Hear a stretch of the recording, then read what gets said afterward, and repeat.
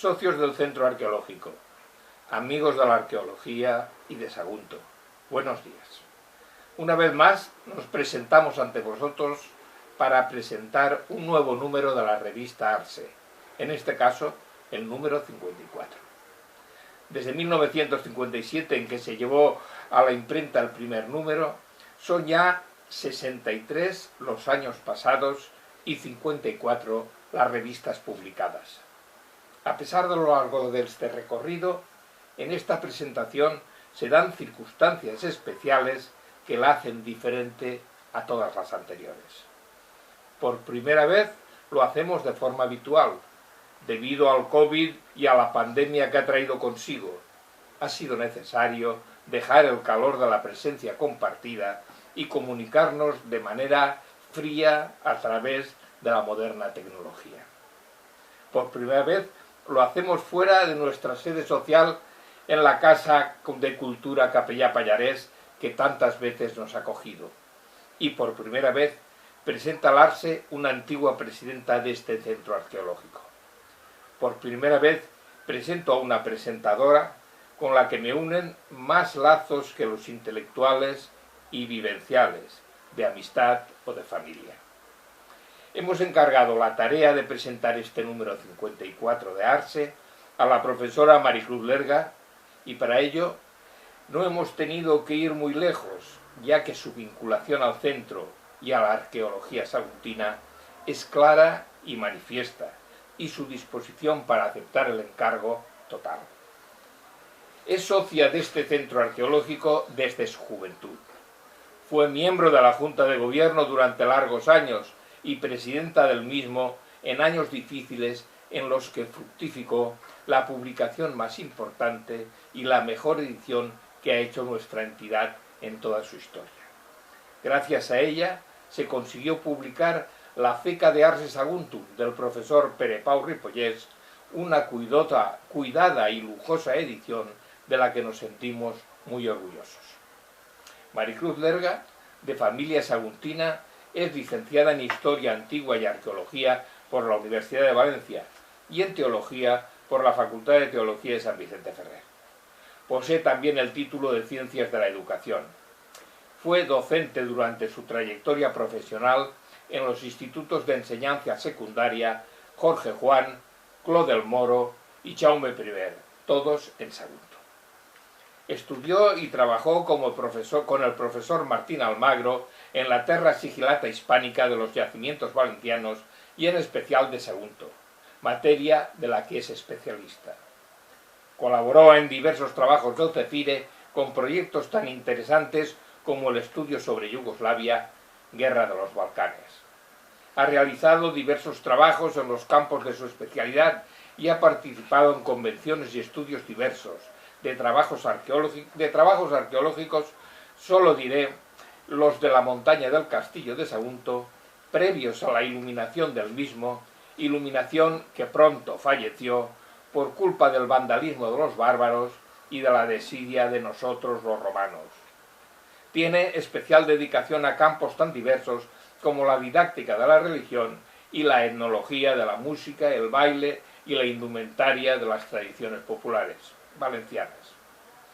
Es una mujer comprometida con sus creencias, sus ideas y su tiempo, ideas que siempre ha defendido con vehemencia e inteligencia.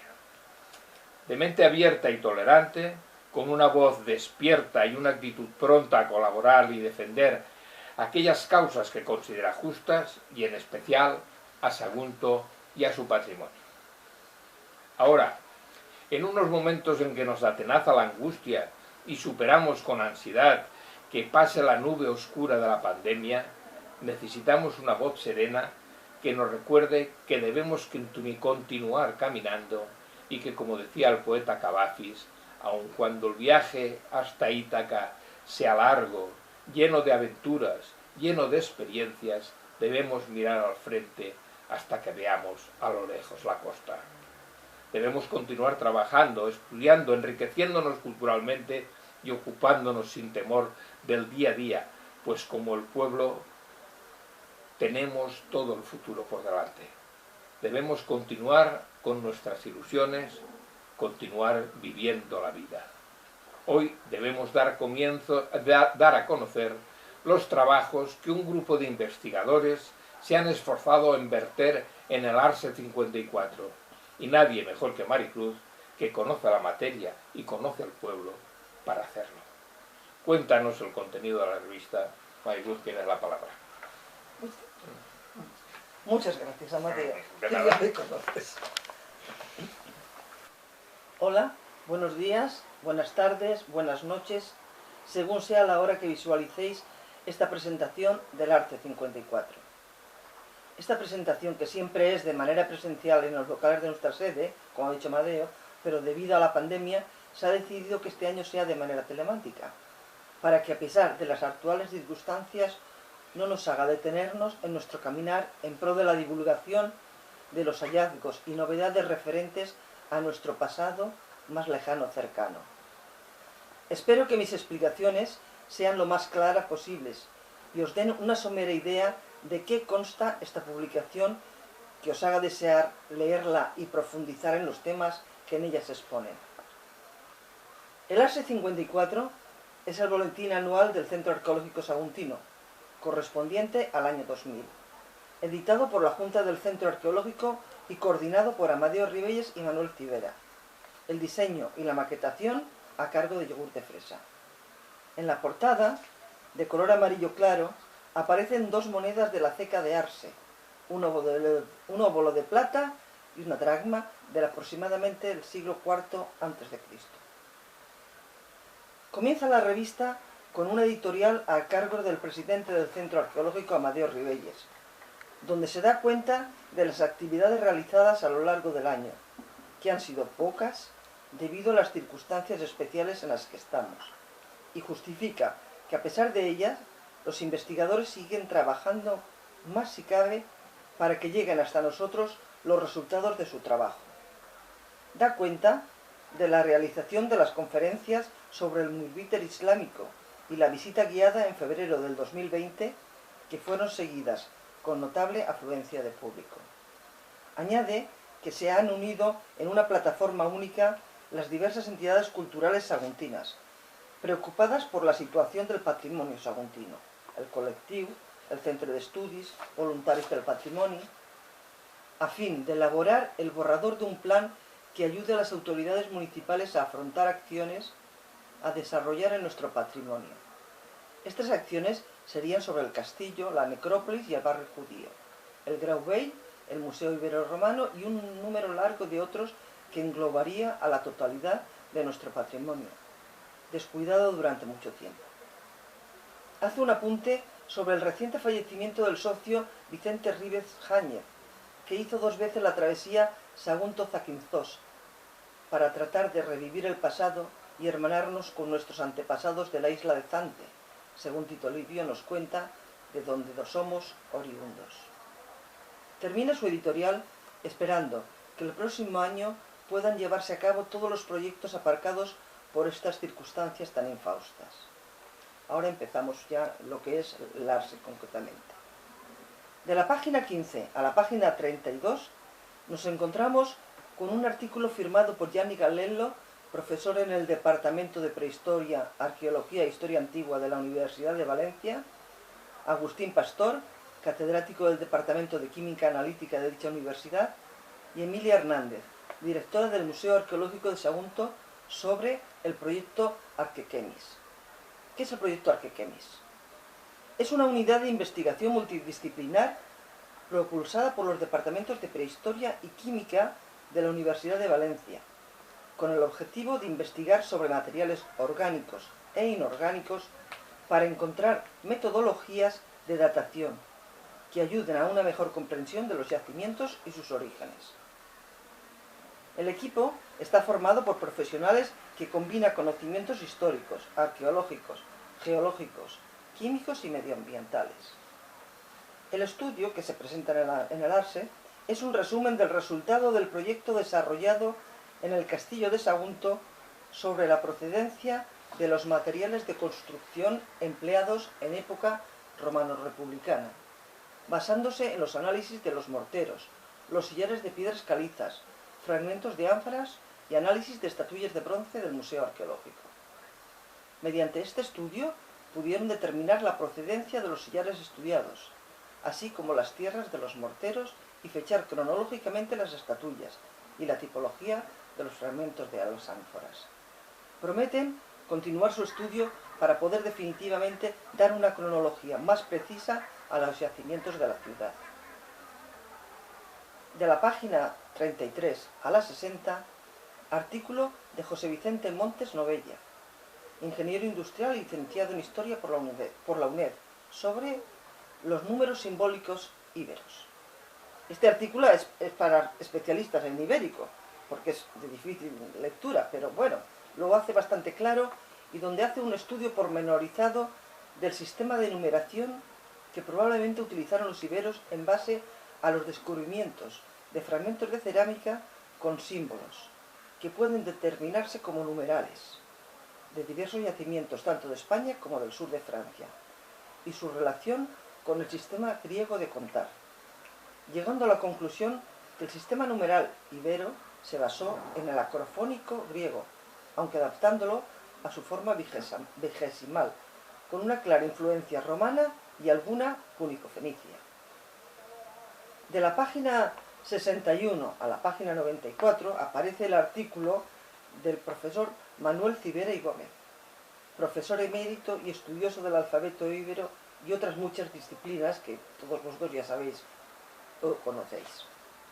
Y habla sobre baltu, que es un término que él dice que corresponde a una factoría edetana. Artículo documentadísimo sobre la factoría de cerámica Baltu de Lidia. Según dice el autor, ha basado su artículo en los calcos de dibujos e inscripciones en cerámicas publicados por el Servicio de Investigación Prohistórica de la Universidad de Valencia sobre las diversas campañas realizadas a lo largo de los años en Edeta, actual Liria y su comarca. El artículo estudia unas 50 inscripciones completas o bastante completas del centenar que se conservan pintadas en las cerámicas y que es la mayor fuente escrita en íbero de finales del siglo III a.C., momento de la guerra civil que se desarrolló en esa zona entre ciudades partidarias de Roma o de Cartago, fechándolos entre el 220 y el 212 a.C. Después de un estudio exhaustivo de las inscripciones, tanto completas como incompletas, el autor llega a la conclusión que el nombre Baltu hace referencia a una factoría de cerámica, no a un personaje, que las inscripciones encontradas reflejan solo una parte pequeñísima de lo que pudo ser la producción que acaparaba el total de la polis edetana. Que estas inscripciones nos dan a conocer nombres de personajes históricos a los cuales iban dedicadas las piezas, que quizá la factoría era propiedad o estaba dirigida por un miembro de la élite edetana, que las inscripciones también nos aportan el conocimiento de algunos nombres de damas de la sociedad, que era una sociedad organizada y culta, como reflejan las pinturas en sus cerámicas. Y termina el artículo expresando el deseo que se dedique más dinero para poder seguir con las excavaciones que puedan dar lugar a nuevos descubrimientos que completen nuestro conocimiento del íbero. De la página 95 a la página 112, artículo de José Manuel Melchor Montserrat, director del Museo Arqueológico de Burriana, sobre las necrópolis hispano-musulmanas de Sagunto y su contexto más cercano.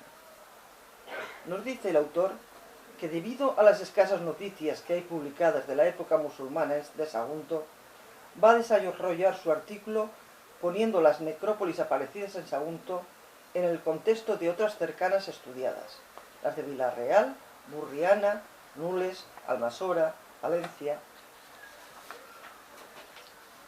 A lo largo del artículo nos habla de los ritos funerarios musulmanes y dónde debían estar localizados los cementerios o macabir, como dice él. Proximidad a los caminos, cerca de un punto de agua, por los ritos de purificación.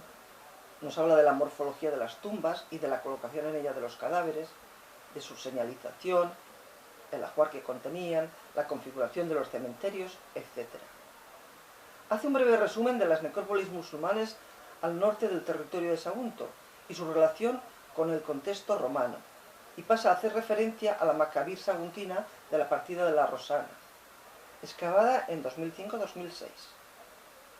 Nos describe la disposición de la necrópolis y las tumbas encontradas y excavadas, así como los cadáveres, apuntando a un posible modo de alimentación de los finados en esa época, por los esqueletos analizados. Otra Macabir sería la encontrada en la zona del polígono Vidanova Park, donde aparecieron diversas tumbas todavía sin publicar en su estudio hasta el presente, e indicios de la necrópolis romana junto a la vía que uniría la ciudad con el Grau Vell, llegándose a la conclusión que probablemente, y por otras noticias y hallazgos, los musulmanes reutilizarían tanto los espacios de enterramiento como las lápidas del mundo romano. Hace un llamamiento a la recuperación de herramientas para el análisis del paleopaisaje histórico, que nos darían más información sobre las vías de comunicación, sendas y caminos y los cursos de las acequias, lamentando que con el desarrollo del urbanismo estas se están perdiendo. Urge a que se elabore un catálogo municipal de caminos y acequias históricas y que se aplique el mismo para que se protejan los escasos restos que quedan, integrándose coherentemente en las propuestas urbanísticas. De la página 113 a la 160, artículo del estudioso e investigador Pablo Perales sobre un supuesto sello árabe medieval y una falsa moneda visigoda de Sagunto, la ciudad visigoda y musulmana Sagunto. Este artículo está dividido en tres partes. La primera parte hace referencia a un supuesto sello árabe del siglo VIII que apareció en un portal de internet de venta de artículos de coleccionismo en octubre de 2016. La pieza se describe como sello árabe en bronce con inscripción siglo VII después de Cristo procedente de Sagunto, Morbitter. Después de un estudio pormenorizado basándose sobre todo en los estudios sobre los sellos musulmanes de Ana María Labarta Gómez y analizando su forma y la inscripción que aparece, llega a la conclusión que a pesar de que se afirma que es auténtico, hay muchas dudas para poder afirmarlo. En la segunda parte, analiza la falsa moneda visigoda de Sagunto. Aparece esta en un foro numismático en 2012, identificándola como tremis o triente visigodo de Recaredo I, acuñado en Sagunto, falso de época, es decir, que dicha moneda se falsificó en la época visigoda, no posteriormente. Hace hincapié en la dificultad de su estudio debido a que solo puede estudiarla por la foto del portal, pero llega a la conclusión que si se estuviese falsificando una moneda de la época, se estaría ante la posibilidad de que la ceca de Sagunto acuñaría moneda en tiempos de Recaredo I, siglo VI después de Cristo, mucho antes de lo que se conocía hasta ahora. Aunque son muchas las dudas que le generan, sobre todo por su peso y los materiales de que está hecha. En la tercera parte, estudia las ciudades visigoda y musulmana de Sagunto, cuáles eran sus límites, por dónde se extendían, cómo se desplazan de localización, afirmando que la ciudad visigoda se repliega a lo que luego sería su perímetro medieval y el Grau Vell cae en desuso, abandonándose en el siglo VI. Así pues, en el periodo visigodo, Sagunto sufre un gran retroceso. La ciudad musulmana, según las fuentes, fue conquistada en el siglo VII por Tarik y cambiado su nombre a Morbitter. Hace un estudio por dónde se extendía la ciudad y la importancia que ésta tenía, considerando que era más importante de lo que se le atribuye por la gran cantidad de restos encontrados, baños, mezquitas, mercados, cementerios, que llevan a pensar en una población importante, con la inclusión de un barrio judío. De la página 161 a 182, artículo del investigador local Tarsilo Caruana Puig sobre noticias sobre el teatro romano de Sagunto. En este artículo, el investigador nos presenta una miscelánea muy curiosa sobre noticias aparecidas en diversos periódicos, tanto nacionales como provinciales, sobre noticias aparecidas en ellos que hacen referencia principalmente al teatro romano de Sagunto y a diversos hallazgos arqueológicos y a visitas de personajes ilustres que visitan nuestra ciudad. La más antigua que recoge es de diciembre de 1793, del Diario de Valencia, donde se publicita una obra sobre Sagunto del doctor Palos y que se halla a la venta por 6 reales de Ollón. Es curioso constatar que en esa época se habla de la antigua Sagunto, hoy Murviedro.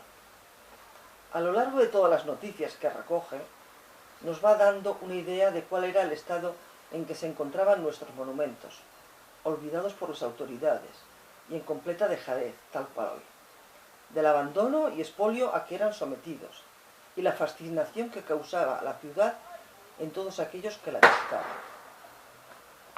Se revela entre las noticias que hay un movimiento por parte de diversas entidades culturales en pro de la conservación y recuperación de los restos, con una demanda a las autoridades para que doten de medios económicos a fin de que no se deterioren más, y una queja de que no llegan a materializarse estas demandas. De las visitas de personajes ilustres, destaca la que realiza en marzo de 1852 el duque de Montpensier, cuñado de Isabel II. En 1871 el recién elegido rey Amadeo de Saboya y el archiduque Carlos en 1887. Aquí quiero yo añadir esto del que vienen los personajes ilustres, un recuerdo mío de la infancia, de yo salir del colegio y ver delante del ayuntamiento muchísima gente. ¿Qué pasa? Bueno, muchísima tampoco, pero mucha gente. ¿Qué pasa? Ha venido alguien. Como niños curiosos nos acercamos a ver qué es lo que pasaba. Y ahí había un señor, para mí entonces un señor, creo que sería un chico, pero bueno, alto, rubio, guapísimo, todos, qué guapo, ¿quién es? Y alguien dice, me parece que es uno que se llama Juan Carlos, que es algo así como príncipe o algo. Ah, mira, yo recuerdo que lo metieron en el coche y lo llevaron al castillo. Estábamos por allí, volvieron, y el señor que luego fue el rey Juan Carlos I, nos saludó muy amablemente como niñas que éramos curiosas que estábamos allí. Es decir, que la fascinación por Sagunto seguía a lo largo de los siglos, aunque esto me parece que no lo recoge ninguna noticia. Pero bueno, siempre es bueno el saber popular y los conocimientos locales de las personas. De estas visitas podemos destacar que todos visitaban el hospital, lo que nos hace pensar que no era cosa común que lo hubiera en ciudades tan pequeñas como era esta en esa época. Las noticias dan frecuentemente la aparición de restos arqueológicos, como mosaicos, monedas, cerámicas, estatuillas, lápidas, que normalmente pasan a manos privadas. También da cuenta de la declaración de Monumento Nacional en 1896 del Teatro Romano. Curiosa es la noticia de que se podía ir de paella al teatro, y que en una de estas, los comensales se dedicaron a romper una estatua que ya había y se llevaron los fragmentos a sus casas. El periodista se queja del abandono del monumento sin vigilancia y clama para que se dote de medios para su puesta en valor. La reseña, en 3 partes sobre la aparición en 1909 de un supuesto enterramiento cartaginés en la playa de Almardá, es curiosa. Os animo a que leáis estas noticias y disfrutéis de lo que a través de ellas reflejan lo que era nuestra ciudad. De la página 183 a la 190, artículo de Luis Silvo Gauche, director del Servicio de Investigación Prehistórica, sobre recuerdos de don Domingo Fletcher Valls. Sentido artículo del profesor Silgo a la figura de recuerdo memorable de don Domingo Fletcher. A través de sus líneas nos da una imagen del profesor, de su incansable labor en busca de hacer de la arqueología y el Servicio de Investigación Prehistórica, ¿sí?, una institución de carácter académico de alto nivel científico, de su incansable trabajo y sus publicaciones para poner en la órbita de la arqueología mundial el trabajo que en la Comunidad Valenciana se estaba desarrollando.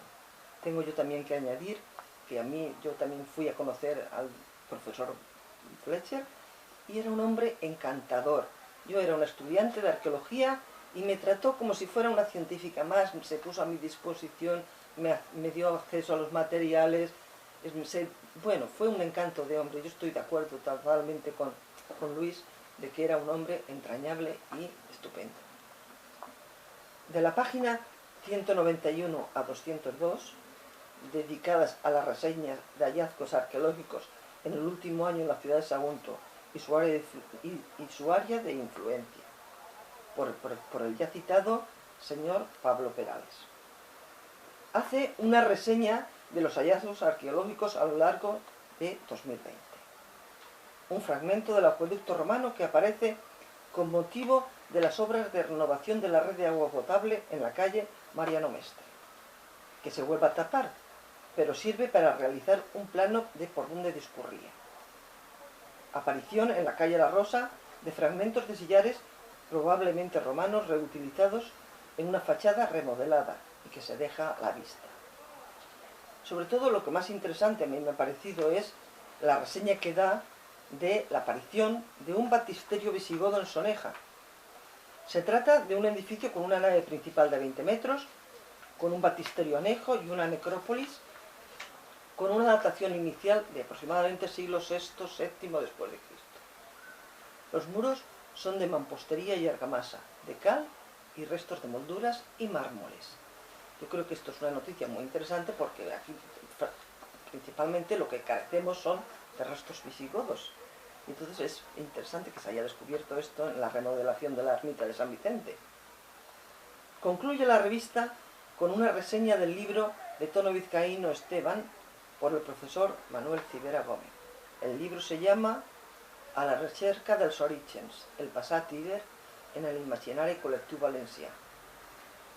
El profesor Civera hace un estudio exhaustivo del libro, que es la tesis doctoral del citado autor, desmenuzándolo ampliamente y analizándolo, sacando unas conclusiones en todo aquello que aporta y en lo que a su entender tienen falta para una mejor comprensión de nuestro pasado.